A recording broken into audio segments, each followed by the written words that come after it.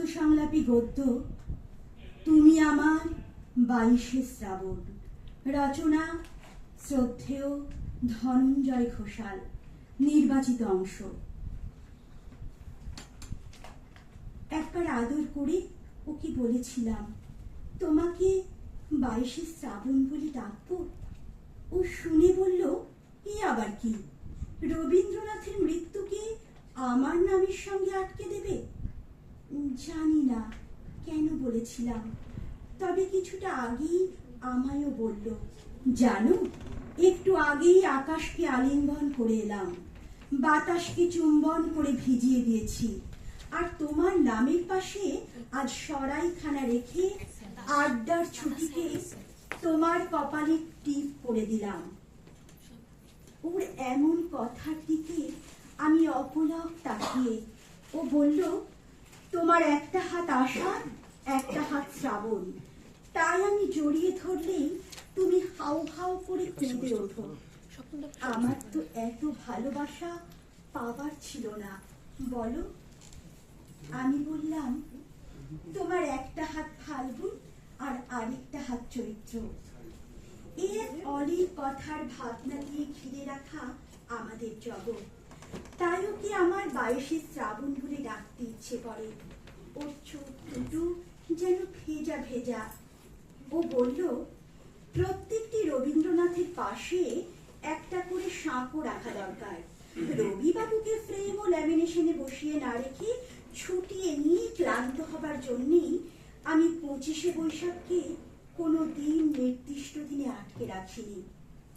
একটু চোখ সরিয়ে জানতে চাইলাম, তাহলে 22শে শ্রাবণ কেমন লাগে তোমার? ও তাকালো না আমার দিকে। শহরটাকে সিলভারের স্যাক্সোফোনে বসিয়ে মৃদু অহংকারে বলল, ওই যে তোমার চোখের ভিতর যত কান্না আছে তাকে শ্রাবণ গয়না পরিয়ে বৃষ্টির সমারোহে 22 করে রেখেছে, ঠিক যেন দুটি পায়ের পাতা, মোমের দহন থেকে ফিরে আসা, আলোর সঙ্গে উত্তাপের আশ্চর্য সমন্বয়। এই যে তুমি ভালোবেসে আমায় 22শে শ্রাবণ বলে ডাকলে, এখানেই আমার ভুবন ডালা মনে হয়। আর কবি মৃত্যুকে পেরিয়ে নির্জন মংপুর নীল বারান্দায় কুয়াশার কোরাসে আটকে দিলেন তোমার ভৈরবী। নিজের মনে ভাবছি, কেন ওকে 22শে শ্রাবণ বলে ডাকলাম? মৃত্যু যদি ওর মতো সুন্দর হতো, অথচ ও কেন বারবার ছদ্মবেশ নিয়ে ফিরে আসে আমার সমস্ত প্রেমের পরিধি তছনছ করে?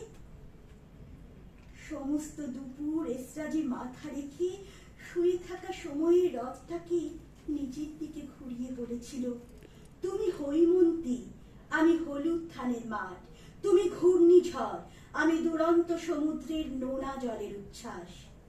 আমায় জড়িয়ে ধরে পিরামিডের প্রাচীনতা ভেঙে বলল, তুমি চিঠি উজ্জয়িনী, তুমি চিঠি, তুমি চিঠি হয়ে থাকবে। আমি গত জন্মেও অমল, এই জন্মেও অমল। আমায় কোনোদিন তুমি রাজা বলে ডেকো না। তুমি আমার 22শে শ্রাবণ। মেঘের এয়ারপোর্ট থেকে নেমে আসছে ও। আমাকে বলল, দেখো পিছনে রবীন্দ্রনাথ। আমি আকাশের দিকে আজ অনেক দিন পরে চেয়ে ভাবছি এইসব কথা। সত্যি মেঘের স্তূপ ভেঙে জোব্বা পরিহিত রবীন্দ্রনাথ নেমে আসছেন। তারও আগে নেমে এসেছে গান, আর গানের আগেও আমায় মেঘের জানালায় এনে দাঁড় করিয়ে দিয়েছে। মুখে সেই হাসি, ভেজা চোখের গভীরে ঘুমিয়ে থাকা স্বপ্নের মাঠ। ও বলল, তুমি আমায় ঠিক চিনেছ অন্তর থেকে। তারপর একটু বিরতি, হাত দুটো ধরে চোখের ওপরে চোখ রেখে বলল, আমার জন্মদিন 22শে শ্রাবণে ছিল, তুমি অমলকে তাই 22শে শ্রাবণ বলেই ডেকো, আর আমি তোমায় 25শে বৈশাখ বলেই ডাকবো। এসো, আমায় জড়িয়ে ধরো সুধা। আমি আষাঢ় ও শ্রাবণের 2 হাত দিয়ে ওকে জড়িয়ে ধরে কেঁদে ফেললাম। ও হেসে উঠল আমার হাতটাকে জোড়া সাঁকো মনে করে।